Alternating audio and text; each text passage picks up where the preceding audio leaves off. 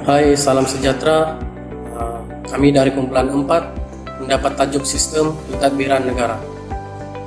Sistem pentadbiran negara kita, yaitu negara Malaysia, merupakan sebuah negara yang mengamalkan dua sistem, yaitu demokrasi berparlimen dan raja berperlembagaan. Yang mana Seri Paduka Baginda yang di-Pertuan Agong sebagai ketua negara. Maksud sistem demokrasi berparlimen di sini adalah berteraskan kepada kebebasan atau demokrasi, yaitu rakyat dapat melibatkan diri dalam sistem pentadbiran melalui pilihan raya.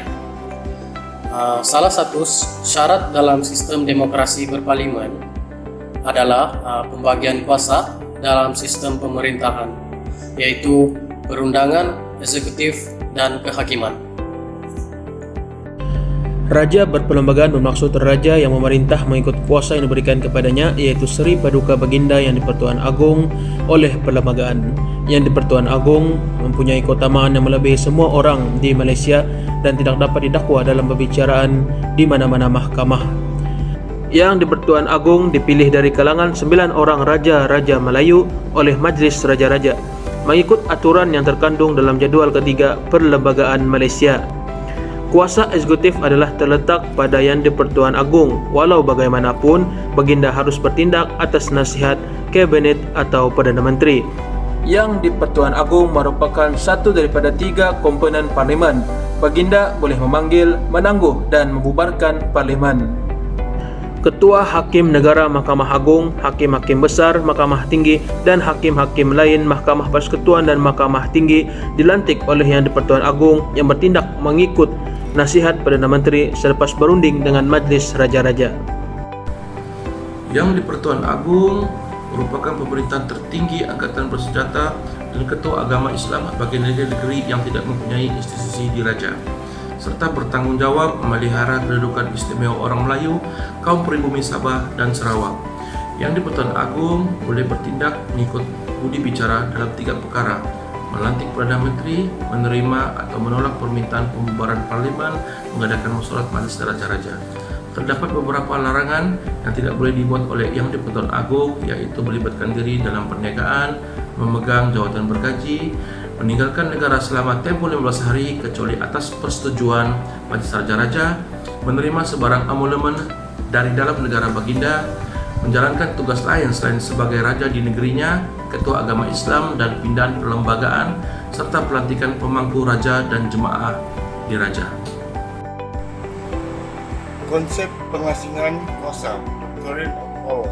Pengasingan kuasa, Doctrine of Power merupakan konsep kuasa dalam kerajaan moden, terutama bagi negara-negara demokratik. Doktrin pengasingan kuasa dimajukan oleh Titius, seorang ahli falsafah terkemuka Perancis. Sebagai contoh, pihak solusif tidak harus mempunyai kuasa dalam hal-hal perundangan atau kehakiman. Matlamat doktrin pengasingan kuasa ialah untuk mengelakkan pemusatan kuasa di dalam tangan mana-mana pihak. Dari segi amalan, tidak ada negara yang mematuhi doktrin tersebut dengan sepenuhnya, walaupun Amerika Serikat hampir-hampir berebut demikian di Malaysia. Doktrin pengasingan kuasa telah diubah suai mengikut keperluan kita. Terima kasih. Badan Perundangan. Perundangan bermaksud undang-undang yang digubal oleh badan perundangan yang dipertanggungjawabkan oleh perlembagaan. Fungsi badan perundangan ialah mengubal undang-undang bagi menjamin keadilan dan kesejahteraan rakyat.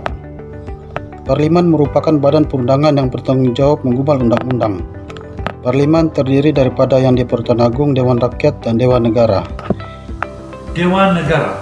Dewan Negara mempunyai 70 orang ahli, iaitu 26 ahli yang dipilih oleh Dewan Undang Negeri sebagai mewakili 13 negeri. 44 ahli yang dilantik oleh Seri Paduka Baginda Yang di-Pertuan Agong atas nasihat Perdana Menteri, termasuk 2 ahli dari wilayah Persekutuan Kuala Lumpur, 1 dari wilayah Persekutuan Labuan dan 1 dari wilayah Persekutuan Putrajaya. Peranan utama Dewan Negara ialah untuk membahaskan sesuatu rang undang-undang yang diluluskan oleh Dewan Rakyat dengan lebih mendalam dan teliti.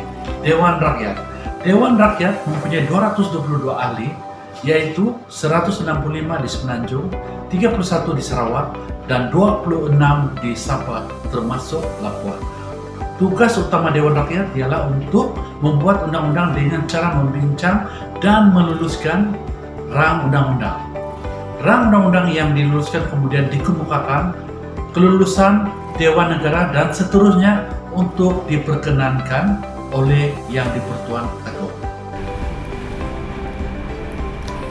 Badan eksekutif adalah badan pemerintah dikenali sebagai jemaah menteri atau kabinet di bawah perkara 39 perlembagaan persekutuan yang memperuntukkan kuasa eksekutif terletak pada Seri Paduka Baginda Yang di-Pertuan Agong dan dijalankan oleh jemaah menteri atau jemaah kabinet yang dibantu oleh Jabatan Perkhidmatan Awam dalam tanggungjawab pelaksanaan dan penguatkuasaan undang-undang, dasar-dasar awam serta pentadbiran negara. Badan Kehakiman adalah badan ketiga dalam sistem kerajaan Malaysia. Kuasa kehakiman ini terletak pada Mahkamah Tinggi dan Mahkamah Rendah. Kuasa kehakiman juga terletak pada Mahkamah Agung yang mempunyai kuasa tertentu, seperti yang tertakluk dalam perkara 126, 128, dan 130 Perlembagaan Persekutuan. Badan Kehakiman mempunyai kuasa mendengar dan menentukan perkara sivil dan jenayah, menentukan kesahihan undang-undang yang dibuat oleh Badan Perundangan dan Badan Pelaksana, mentafsir perlembagaan persekutuan dan perlembagaan negeri. Bagi di negeri Sabah dan Sarawak pula terdiri daripada Mahkamah Syariah dan Mahkamah Adat. Kementerian merupakan sebuah organisasi khas yang bertanggung jawab untuk sektor pentadbiran kerajaan awam. Jabatan adalah sebahagian atau cabang dari sesuatu organisasi yang besar yang mempunyai tanggung jawab dan fungsi yang spesifik. Suruhanjaya merupakan organisasi yang dapat bergerak dengan bebas dalam menjalankan tugas-tugas tertentu secara objektif, adil, dan saksama. Perbadanan Awam adalah badan khas yang menjalankan kegiatan berunsur perniagaan, dan kerajaan mempunyai kepentingan di dalamnya. Kerajaan tempatan merupakan kerajaan paling rendah dalam sesuatu sistem kerajaan di Malaysia. Ia berkuasa untuk mengenakan cukai yang terhad seperti cukai pintu. Selain itu, agensi kerajaan ini boleh menguatkuasakan undang-undang kecil kepada penduduk yang berada dalam pentadbiran mereka. Semarakkan integriti di hati.